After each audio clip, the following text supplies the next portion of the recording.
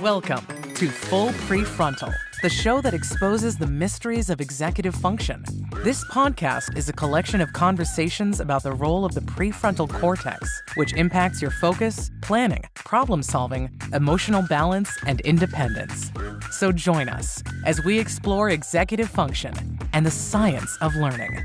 And now, here's your host, the founder of EXQ, Sucheta Kamath. Welcome back to Full PreFrontal, exposing the mysteries of executive function. I'm your host, Sucheta Kamath. I believe we are on a mission to find the most appropriate and invigorating ways to connect neuroscience, psychology, education, and in fact, take all that knowledge to impact the way we live, the way we interact with each other, and maybe even create communities and society where everybody gets to thrive. So this podcast, as I have told you many times, is fueled with this mission to really help everybody understand the value and importance of executive function. Executive function is a set of skills we use to manage our thoughts, emotions, and actions in accordance with changing environment and challenging times, particularly environment that induces uncertainty, and to achieve the goals that we have created for ourselves by ourselves. So I always like to say executive function is not what we are thinking because it's invisible, not what we are feeling because it also may be intangible, but the way we act or take actions or inactions. And as we think about the conversations we had with experts on this podcast, what excites me is the experts bring this most unique and informative perspectives that will hopefully change our minds so that we too can become better agents of our executive functions. So today, it's a great joy and delight to have one of my favorite journalists and somebody who I have had the pleasure of interviewing before, Maggie Jackson. And this is her book. I can't wait to dive deep into it. She's an award-winning author, journalist, and a thought leader with a global reach. Her new book, Uncertain, which is what we're going to talk about, the wisdom and wonder of being unsure. I love the fact that she has used the word wonder in it, because I hope you're picking up on that we're going to talk a lot about developing a different relationship with uncertainty that explores why we should seek not knowing in times of flux. It's been nominated for a National Book Award. Uncertain has been named a Best Book of 2023 by Library Journal and the next Big Idea Club. Congratulations, Maggie, and welcome to the podcast. Thank you so much, Sucheta. It's really nice to be back. So I know we're going to dive deep into first defining uncertainty because it may sound very obvious, but may be helpful to set the framework. But I was going to give you a quick example. A few weeks ago, my friends, I have a lot of family in India and friends in India as well. And there was a massive a storm in Chennai, which is the eastern coast of India, and where a lot of my friends and colleagues and dear partners live. And the interesting thing was it was not only a massive storm, but the very means of communication, which is electricity, had been wiped out. So no internet, no electricity, and no way of knowing how things are going. And it kind of, sitting pretty in a Western world of US, this kind of thing, you have a power generator, things go back to normal, you hardly feel any pinch. It was very stressful to not know what's going on. It took 3 days before any news came my way. And that was kind of the close encounter of recent of uncertainty. So I would love to know first, you talked about Distracted, which is the book you had, and we talked a lot about focus as a primary, participating in attention economy. I wanted to see if you can tell our listeners, what was your reason to talk about uncertainty? What did you notice in the culture and in our vein that you felt the need to address that? Sure. Yeah, no, that's a great question. When I finished my book, Distracted, which is all a course about the erosion of attention in society, but also the science of attention, the different types of attention we can utilize to become better thinkers, I was left with a question, which is when we can muster a moment's focus skillfully, well, then what do we do with it? And of course, the obvious answer is to think. Attention and thinking go hand in hand. So I set off to write a book about the skills that we need, the cognitive skills that we need most in a digital age. And what are we losing? What are we gaining, etc. Well, the first chapter of that book was about uncertainty. And I really thought that I could just sum up uncertainty and investigate it in one chapter. Well, that wasn't the case. I was quite wrong. And as I was actually delving into the topic of skepticism and doubt and daydreaming and all sorts of different types of uncertainty, I found that there was a incredible wave of new scientific research related to uncertainty. So in essence, this the state of not knowing had been kind of neglected in psychology and medicine and business, etc., as not being useful. And so the research really fascinated me, and I felt as though we in our society truly misunderstand, or we don't really understand what uncertainty is, how it works, how we can utilize it, how we can do so skillfully on a daily level. And I'll also add that I believe that we are perilously not utilizing uncertainty, because we live in a culture that's very certainty oriented. We're very outcome oriented. We walk into business meetings, with the answer up front and then try to see which answer wins. And our phones are called certainty seeking devices by psychologists because they dispense these little neat, constant, instant answers. And then we are left without much experience of understanding the space between the question and the answer. And that's what I was trying to investigate. I love that. And I think, I've been thinking a lot about particularly raising children and educating them. And in these modern times, the culture has this imbibed this belief that talent and success is measured with an attitude of invincibility, which is captured with a firm disposition that be fast, be right, and be without a doubt. And then don't trust anything, which is another new development, I feel. Like, have no doubt and then be full of skepticism, So I don't know how that sits with so there is a definite kind of tug there about that. So with that, setting the stage why you chose to talk about uncertainty, and the timing could not have been more, particularly next year we are going into elections, and I think everybody is sitting with deep sense of uncertainty, and that may make us inactive. So how do you define in the book what uncertainty is?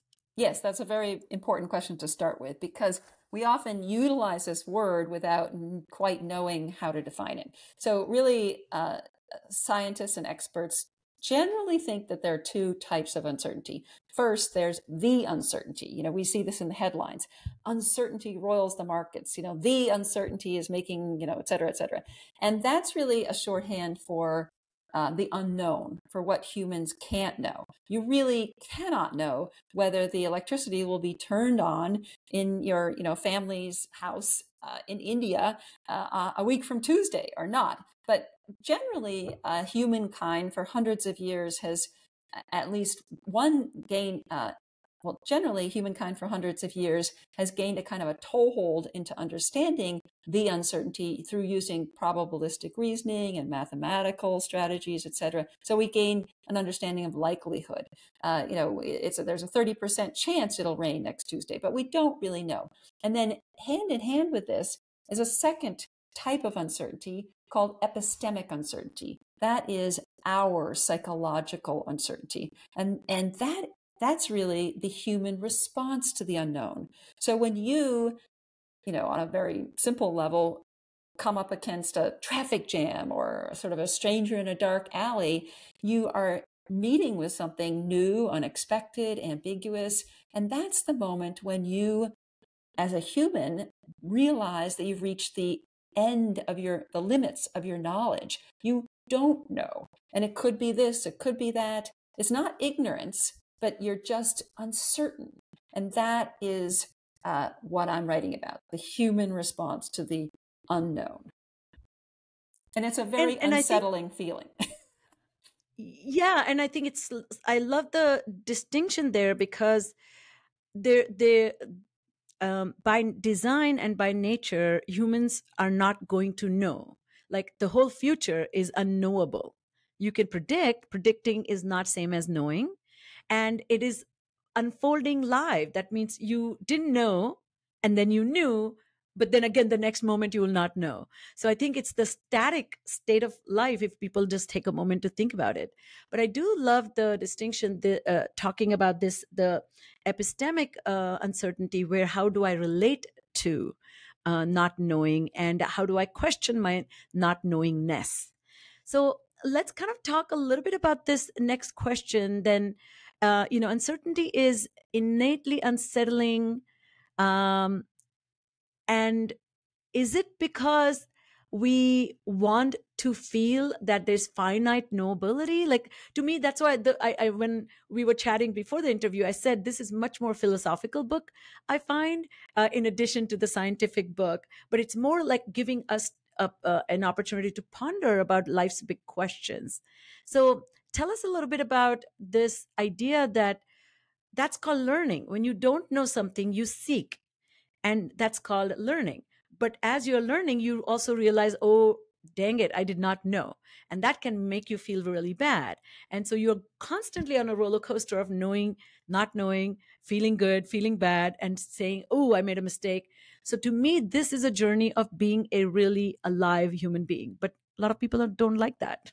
Yes, no, exactly. You're putting your finger right on some of the most important starting points or basic blocks of uncertainty. So I've talked about uncertainty as our human response to the unknown. There are many rising unknowns now, rising unpredictability in climate, in economics and geopolitics, et cetera. But the question is, how will we respond?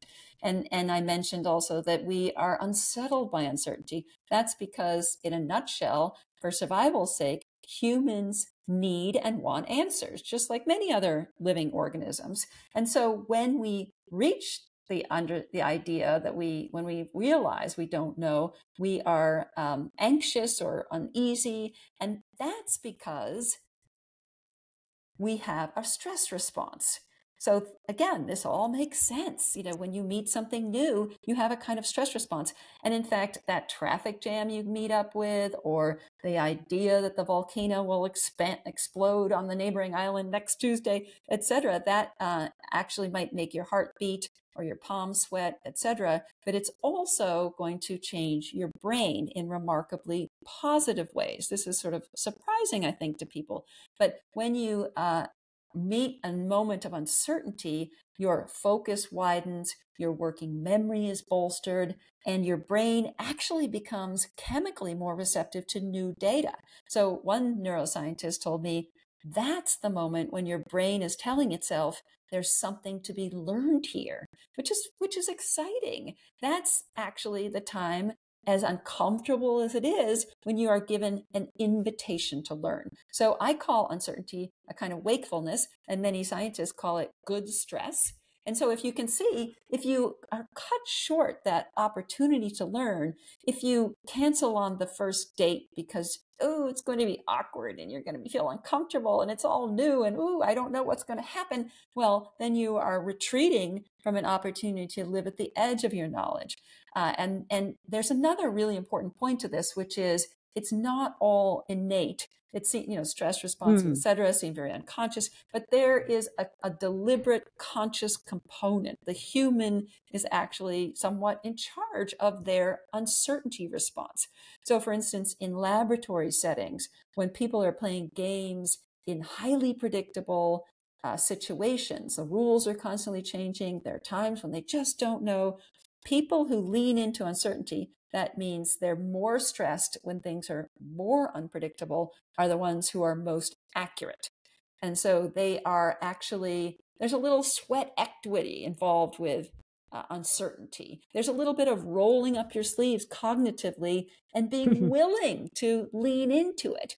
And in fact, CEOs who are ambivalent in a crisis are actually the people who are more resourceful and innovative. And what that tells me is that they are waking up to uncertainty, as unsettling it is, but then they are taking up that invitation to learn, to to try to understand multiple perspectives, to try to think it different through different options. They're really harnessing uncertainty. And it's a very positive and exciting thing, again, as unsettling as it is. So I see such a great connection to executive function, as you mentioned, because to activate solution mindedness or thinking about a way out or way forward requires you to activate your central executive control to create a plan, organize yourself, forge a pathway, and to execute that. And as I'm thinking about that, also a great poem comes to mind by Ellen Bass, which said, "What would people look like if we could see them as they are, soaked in honey, stung and swollen, reckless, pinned against time." So, I mean, I think that's how like the bashing of, coming together, living a very complicated life means facing uncertainty on every single day.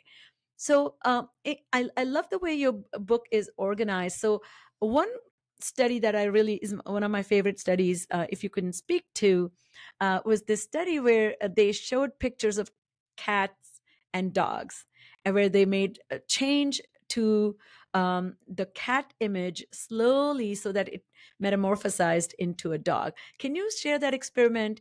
And I would love to kind of tell our listeners a little bit about that experiment and what we learned about what happens to people when they seek a certainty. Right. No, exactly.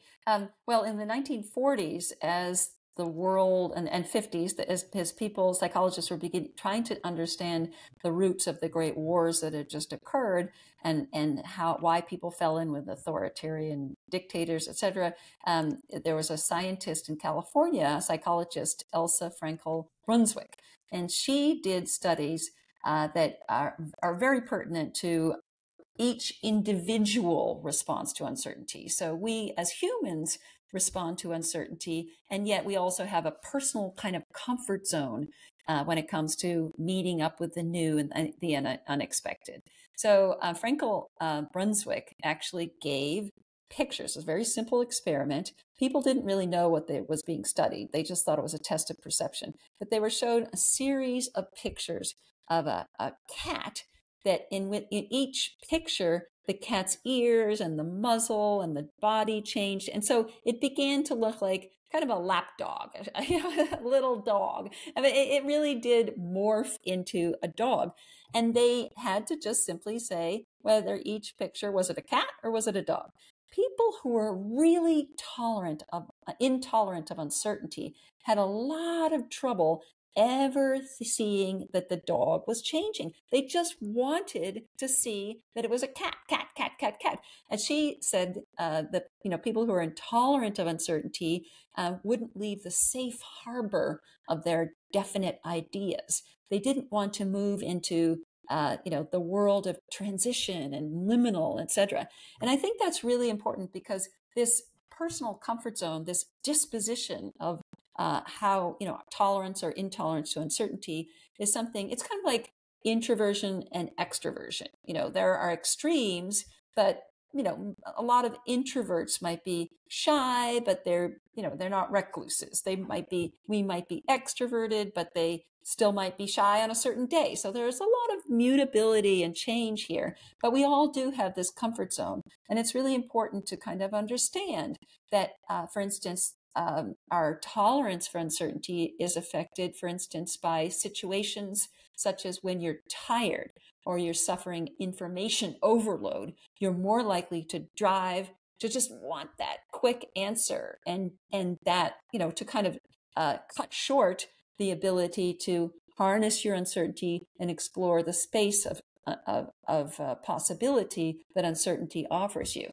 So it's really important to understand our own personal approaches and attitudes to uncertainty. And this has a tremendous amount of implications. I mean, people who are highly intolerant of uncertainty dislike surprises. They're more rigid thinkers, as we can see from the cat and dog experiments. They're less likely to try new things, and they just are, see changing their mind as a kind of defeat. Whereas people who are more tolerant of uncertainty are more likely to be, curious. People who are tolerant of uncertainty are more likely to be curious, flexible thinkers who maybe, thrive visiting a country where they don't speak the language, etc. And they're more likely to see others' perspectives. That's important. This reminds me of my experience as a clinician for last 25, 30 years, that when people endured concussions and brain injuries, one of a mark of brain injury is a rigidity, cognitive rigidity, and affective, lability. That means you laugh for no reason, you cry for no reason, and you are extremely rigid. So, and which is the precursor to that is concrete thinking, and there are a lot of developmental disorders that affect the maturation or delays the maturation of prefrontal cortex, causing this excessive rigidity. And now that I'm a CEO and running a business, it's been such an interesting shift in my observation in the last 5 years that as a clinician, I used to have people seek help for their rigidity and inflexibility, and people around them were saying, oh yeah, their brain, they got hit on the head, they become very concrete and rigid. And then now I am in society, and I like to call it two categories of people, diagnosed and undiagnosed. But there are people who have not had, or at least I don't know anything about their history, but they behave as if they have had a concussion, like very rigid, concrete, and contrarian, full of doubt, and they kind of block the progress because they are unwilling to sit with this muck of uncertainty. Because imagine like all the rooms that we are in where we're coming to conclusions about how to, let's say, spend money, how to allocate priorities, or how to think about a solution. You need everybody to be together in the space of uncertainty.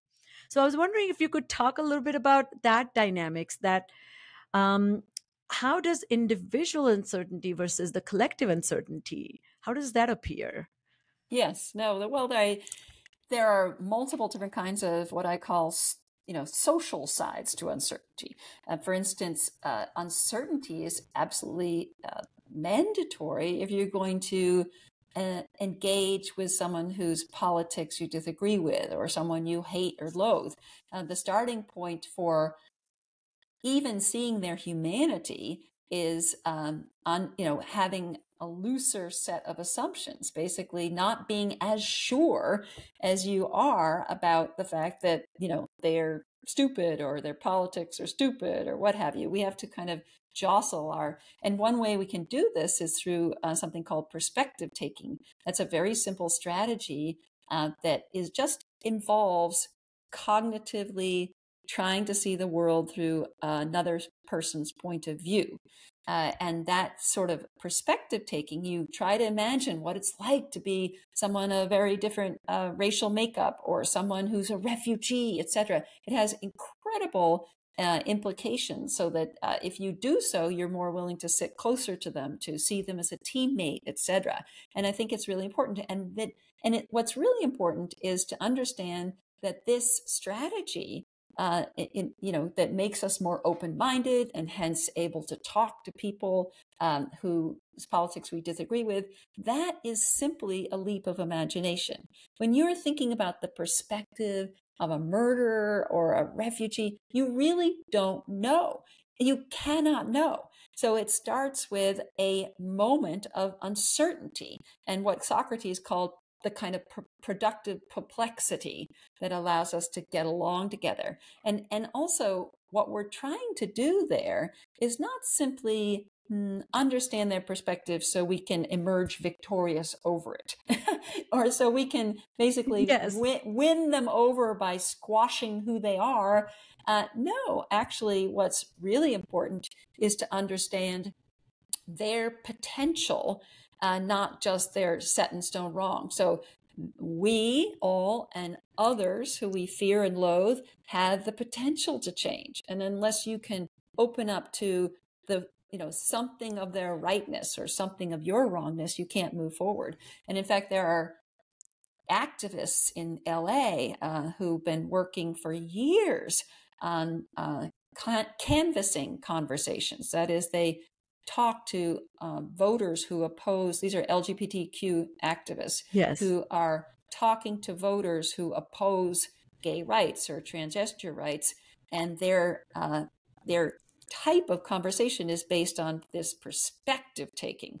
And they've been able to do 10-minute conversations with an opposition voter that boost, not in all cases, but in a minority of cases, an important minority of cases, they're able to boost the tolerance of that opposition voter simply by allowing the voter to be human and then to see the humanity in the canvasser. So it's really important that uncertainty allows us to create a space for mutual learning.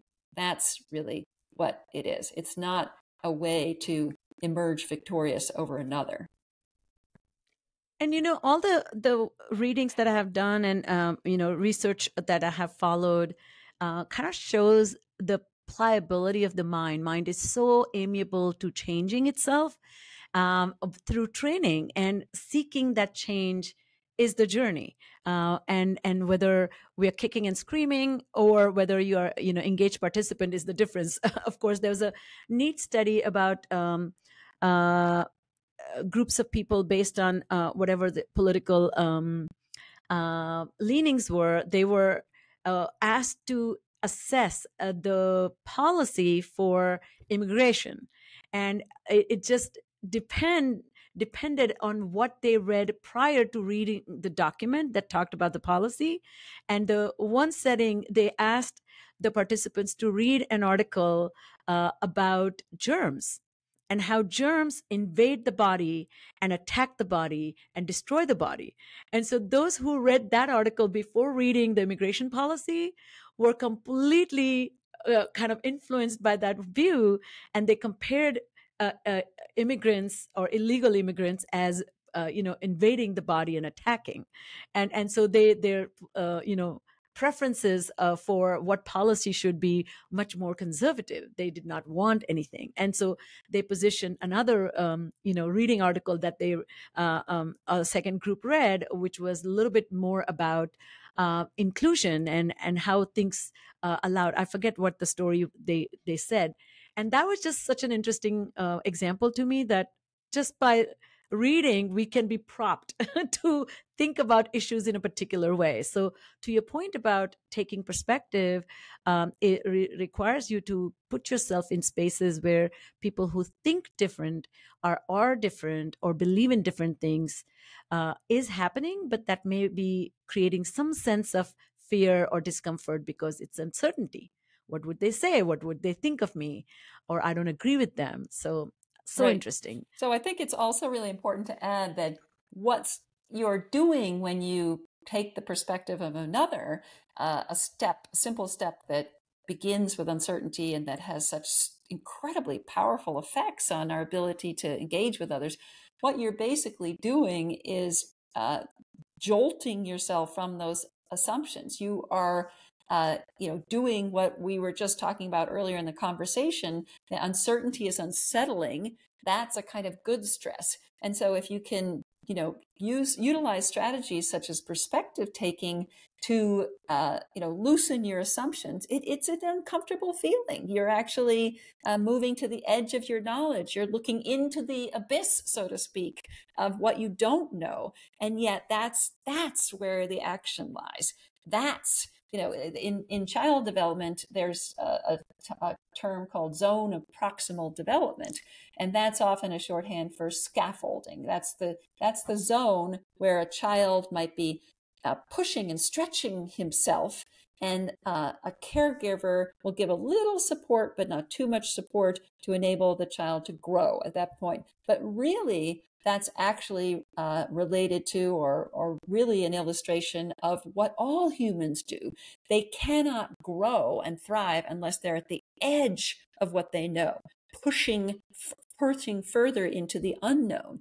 That's where, as Philip David Zelazo, great neuroscientist, told me, that's the action, where the action is, that's the green bud on the tree.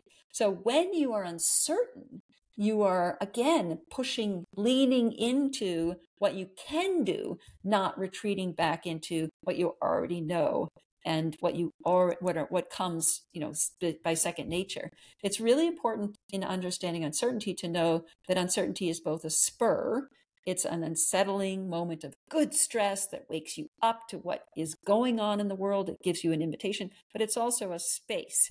And within that space, then you begin to understand options, understand the perspectives of others, just like the CEOs did who are ambivalent, understand what can be, and ask what if questions. That's what occurs in the daydream. That's what occurs when we are sleeping on a problem, and your mind is meaning making while you're doing so quote unquote nothing. That's what occurs when the surgeon pauses even for a minute or two in an operating room and doesn't act just on automatic know-how that comes so second nature, but rather they pause in that uncomfortable, unsettling moment, and they pick up on the invitation of uncertainty, and then they begin to break the inertia of their knowing in order to move to greater ends. So uncertainty has a reputation for being synonymous with inertia and weakness, but it's actually the opposite is true. It's our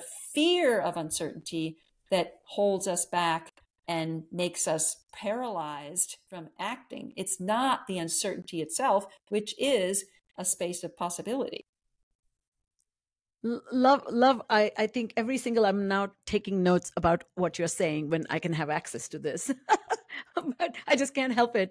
I was just thinking about this interesting conversation I recently heard. I think I mentioned the podcast Gray Area, where philosopher Sophie Scott Brown was talking about anarchism, and she defined it in such a peculiar way. She said, being politically committed without having all the answers. And I just thought that is capturing all the uncertainty as we enter the dragon of politics, or watching views and I think this way, but I don't agree with this. And how do I reconcile with my own beliefs that are contradictory? But I do want to be open to people thinking differently. And I love that she was talking about that. It's anarchy. I mean, typically is thought about like rebellion, but it is a being in the world where you are practicing in creating contingency, the ability to adapt, and different kinds of problems as they come your way, having the knowledge that I haven't solved this problem before. So the fact that I feel uncertain is because this problem is new, but my skills are there. Like I have the skills, just the problem is new. So that's what you were talking about. I want to kind of shift gear here because I think kind of continuing on the theme of distracted, one of the things that you really beautifully harnessed is about the default mode network, the value and importance of daydreaming and chilling, letting the brain loose so that it can do its magic. So can we talk a little bit about that for a second? Yes, exactly. I call this the byways of the mind. I love that. It's important that uncertainty is not just this spur, it's not just a space, but it's also a kind of suspense. So it's really putting time on our side. When we're uncertain, of course, it slows us down. Groups that are uncertain actually slow in their rush to judgment, which can be, again, unsettling. They often think that they are not performing as effectively when they're performing more effectively than groups that are certain. But so we have this capability within us to, let's start with daydreaming, to ask what if questions, to basically step away from the here and now and turn within, literally decouple from perceiving the environment, where your brain is sort of hijacking you or activating systems that are related to inner work when you're daydreaming, not outside perception. And at that moment, of course, it's basically a mode of uncertainty in action. It's very much a combination of the default mode network being highly activated and also the executive mind. Now, that's something that scientists were really surprised by. Why would the executive networks be working hand in hand with the default node network, which is an extremely important, recently discovered network related to meaning making and understanding others' perspectives and daydreaming. And it's really because the executive network is allowing you to have a kind of coherence in the daydream. And that speaks to how important daydreams are for, human identity and for human flourishing. They're not the aimless mind wandering. I mean, that can be, but a daydreaming is really important because it allows us to set sail, ask what us questions, and what Jerome Singer called, the great psychologist, sort of tackle the quote unquote unfinished business of our lives. So daydreams are very highly planful. They're really often related to planning. I'm going to this party. Well, how should I get ready? And what might happen there? I'm daydreaming about it. And this or that might happen. There are multiple kinds of perspectives. Here we are with that multiple perspectives. And it's really interesting because in some studies by the neuroscientist Mary Helen Imordino-Yang, who's a really She's incredible, been on the podcast too. Yeah, she's an amazing thinker and neuroscientist. She studied youths from very challenged environments and found that those who daydreamed in complex ways were more successful at school and socially, and they were highly cognitively flexible. And what does that mean? Well, cognitive flexibility is the ability to move from different perspectives, different views, different ideas related to, when you're solving a math problem or having a daydream, you want to kind of walk around the problem and see it from different sides. Cognitive flexibility allows you to do that. And it's really highly related to daydreaming.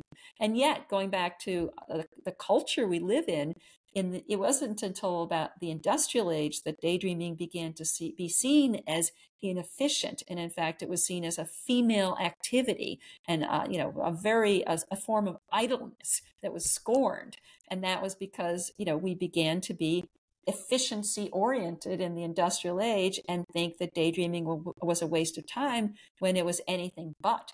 And I visited one incredible systems biologist in Boston, a world-renowned scientist, Jim Collins at MIT.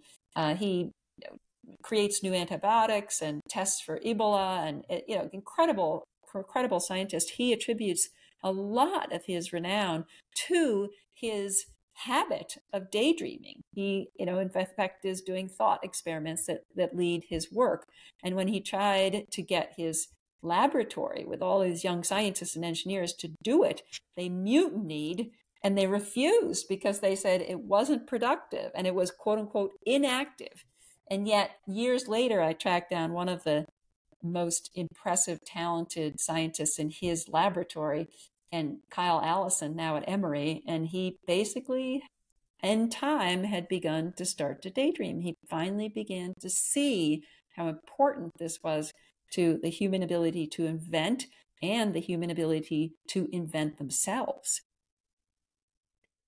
Particularly Jim Collins, his whole approach is so scientific and yet very artistic. I feel like, he has a very artistic mind.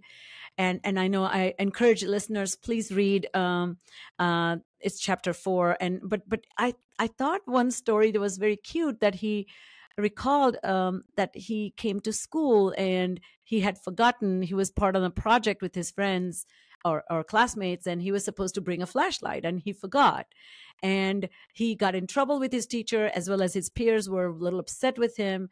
But in that, his ability to kind of think, oh, there's a jar and there's actually sun's rays can be deflected in the jar, and that can be our source of light. This quick thinking he attributes to that process, or the way you described it. And I do think that that innovative thinking, that ability to think on your feet, that we often think that somehow you are smart. No, but somehow you have lived in the space where you have not boxed your brain into producing all the time. You just liberated the brain to just roam around and just kind of go on mental strolls, so to speak. So I thought that was a really beautiful story about even as a young child. And, I mean, the project, that was another interesting project about the sketchbook, if you can talk about. But I do think that, as I visit a lot of schools and talk about getting cooperation and compliance from students when they're not paying attention to reduce disruption, we are putting so many tight rules about behaving and completely undermining the inner life of children. So doodling shows so much value in default mode network activation, even like looking away in far distance. So maybe you can talk a little bit about that project, which kind of, I was disappointed to know that it's shut down now, right? Yes. I was sketchbook really interested in when and how humans ask these what if questions, and I began to investigate sketchbooks as or daydreaming as a sketchbook of the mind, because it really is a portable space for detours and what if questions and errors and etc. Artists carry sketchbooks around and they use them to doodle and to try out things and to kind of investigate in sketchy, loose ways, just as we can do in the daydream. And the importance of the sketchbook just shows, in a sort of metaphorically, how important daydreaming is. Leonardo da Vinci, of course, who created the most important sketchbooks perhaps in all of humanity, said, "Confuse things, rouse the minds to invention." So giving ourselves permission through daydreams to just make errors and take detours and try things out is very, very important, especially at a time when young people, as you say, are really feel under pressure to get things right the first time, to make thinking downloadable, to make it, make them go, their thoughts go from A to B as quickly as possible, which is really a very, very narrow understanding of what the mind can do. By investing in a moment or two of daydreaming, you are actually able to invest in an understanding of how life could be, rather than just living as it, within the kind of the limits of your assumptions and your stereotypes and your goal-oriented type of thinking. So it's really important to let the mind loose, let the mind go. And again, this is not a unproductive cognitive state whatsoever. It makes it really, it makes us really wonder, how and why we can, become more respectful of other people's times to daydream, not see. There are many people who have told me that in the office, if they were seen just thinking, it would be the kiss of death, because that's tantamount to doing nothing. So they can't just sit and think, because that's seen as unproductive, which is a really sad state about what we value in the life of the mind. Yeah, and I think the real emphasis that you brought out there was the all of us having robust inner life, and that robust inner life needs a lot of nurturing, but it looks very different than outside robust life, because outside robust life is going and doing and being places. Robust inner life is actually looks like you're doing nothing, you're idle, and you almost maybe thought of as wasting time. So I do appreciate that that example that you tied that for um, the default mode network activation, and just going on a stroll without your phone, or just actually dedicating an hour, like Jim Collins talks about, like 1 hour like of daydreaming, or his student. So one quick question sidebar: how do you daydream, or is this something that's given you a little nudge to cultivate that, or you already had a robust daydreaming practice? Oh, I've always been a daydreamer. I guess I was surprised by the extent to which daydreaming is so helpful and important, as a daily practice, that it's not just frosting in the life of the mind, but it's an extremely important way of being. I guess I was a little surprised by that, but it's very important to my work as a writer to understand different pathways into a complex story or complex scientific literature. And so I do daydream a lot, and I also doodle quite a bit. I write many outlines in longhand, which are very visual pieces. It's not just writing as we might think of filling up a piece of paper, but I draw quite a bit, or I create different zones of writing. I do a lot of different visual techniques to try to understand what a complex story or a complex piece of science is about.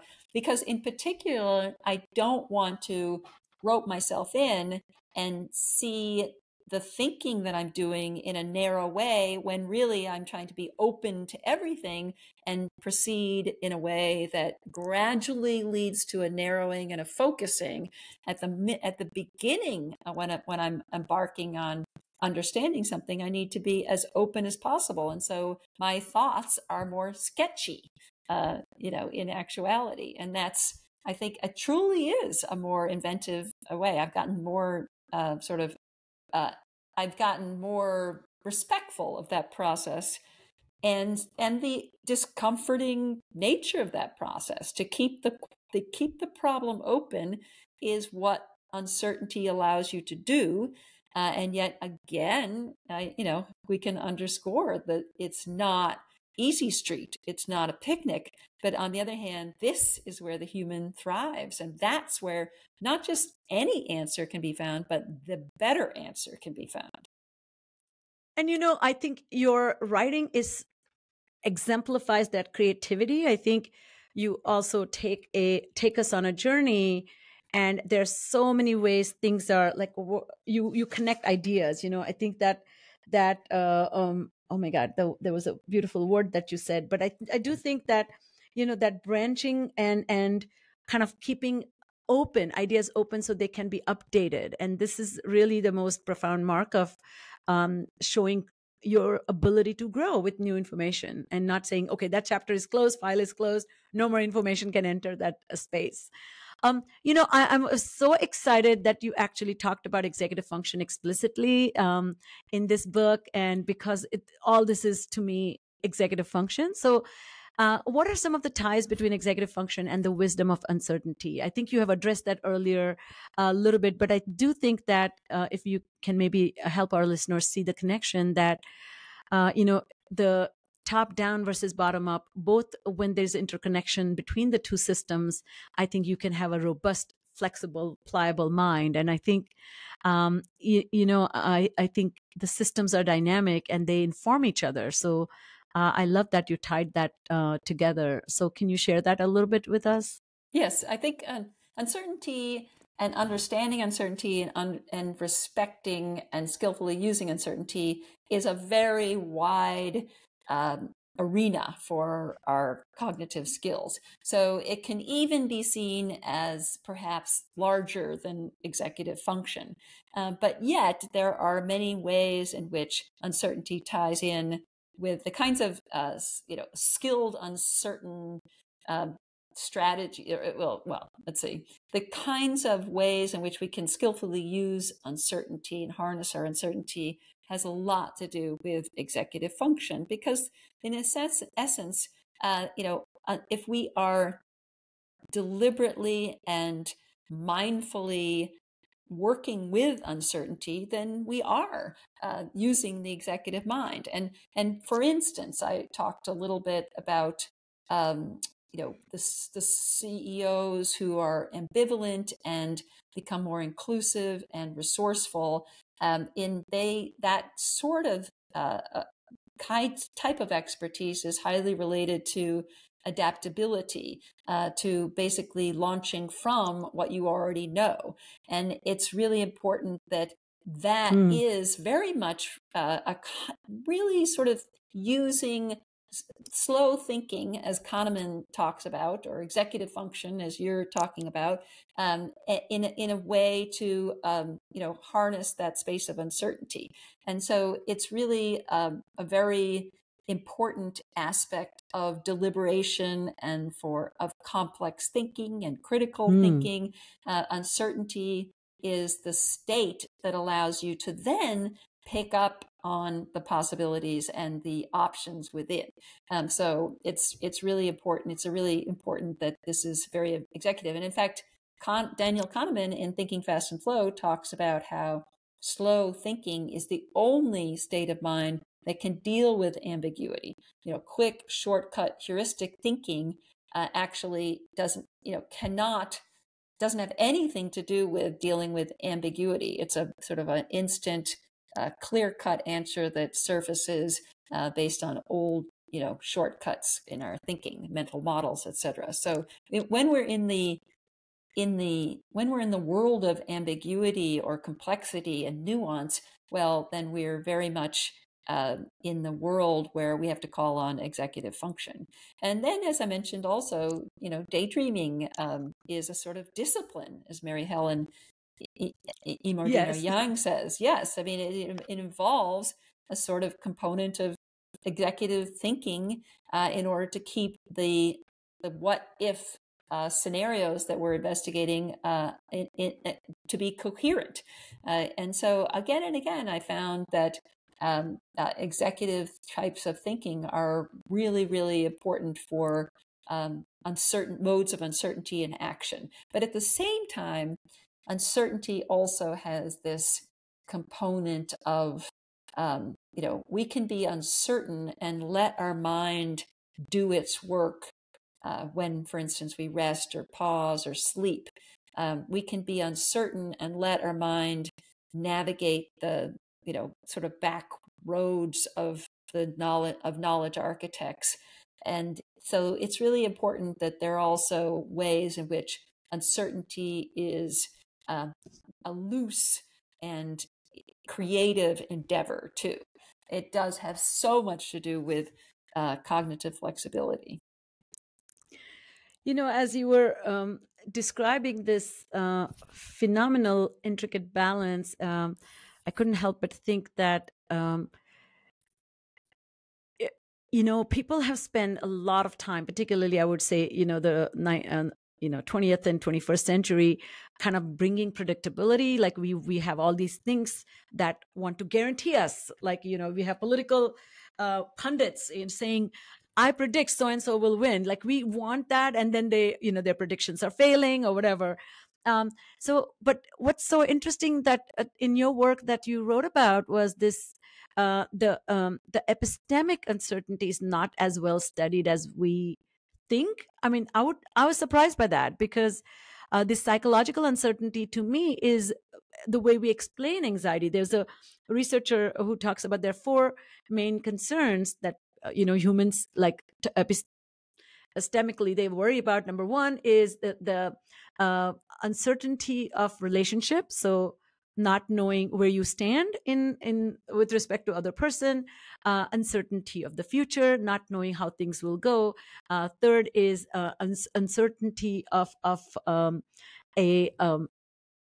the outcome of action taken without guarantees given, and the last is uncertainty of death. So as we think about treatment for anxiety, it's really kind of loosening the grip of that uncertainty on your mind. I was talking about, I'm an ardent student of Vedanta. It's a Hindu philosophy. And there's a concept called sarvam anityam. So anityam, it's a Sanskrit word which means not everlasting, not permanent, transient, occasional, uncertain, unstable, and incidental. And so this Vedantic principle is to the Hinduism, which is not a real Indian word, Sanskrit word, it's called Sanatan Dharma.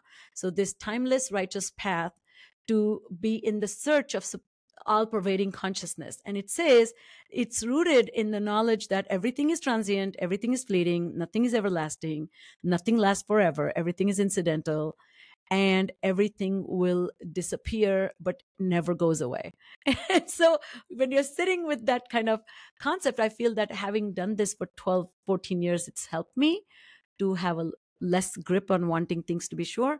But I love if you can talk a little bit about, as we come to a close, that this psychological uncertainty is the hardest, because not a lot of people talk about it, but they act or react to that uncertainty in a very unsavory way.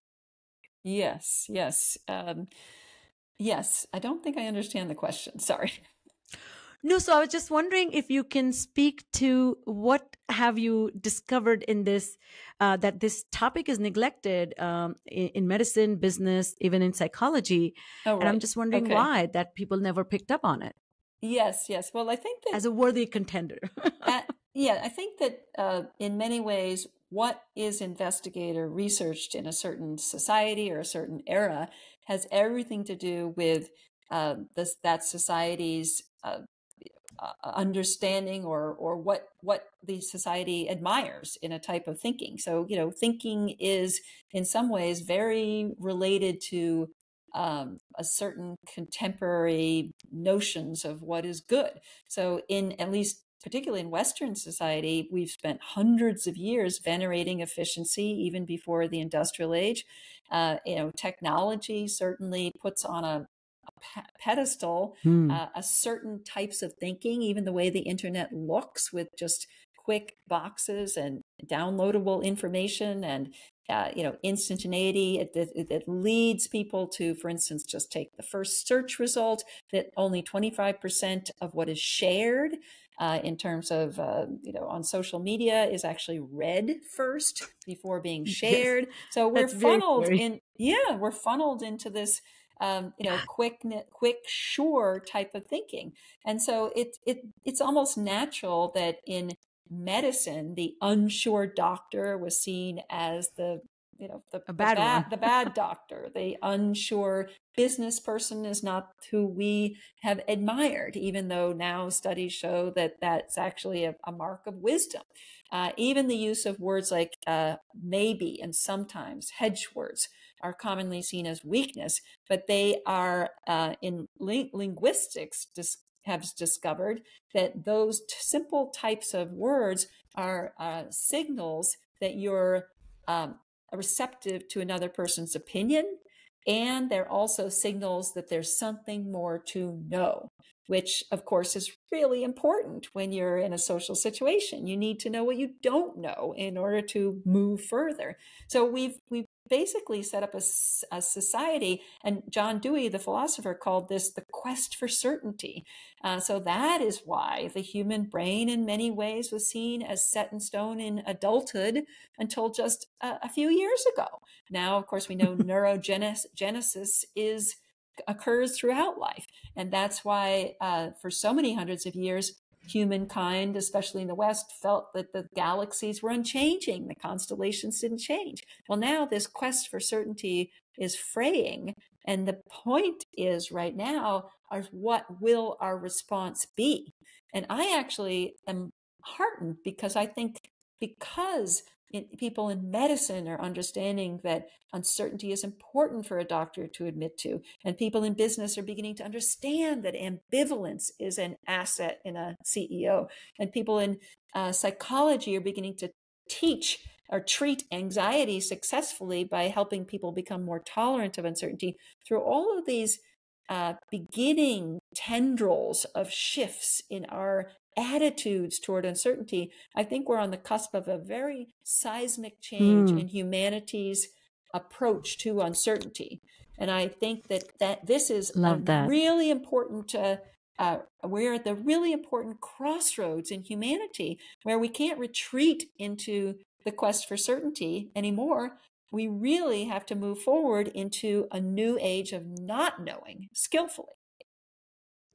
Love. Preach, Maggie, preach. It's interesting you say that. A couple of episodes ago, I had Chris Chabris and Dan Simmons, and their first book was about these, the gaps that we have in our own knowledge. And so the one particular one is that the knowledge gap, that we think we know a lot more than we actually know, or we pay attention to a lot more things. We think we pay attention to a lot more things than we actually do. And so I think I love that you're literally talking about the science of humility, and humility is a sign that I know, but because I know, and because I have come to this level of expertise, I have come to understand there's still so much to be known.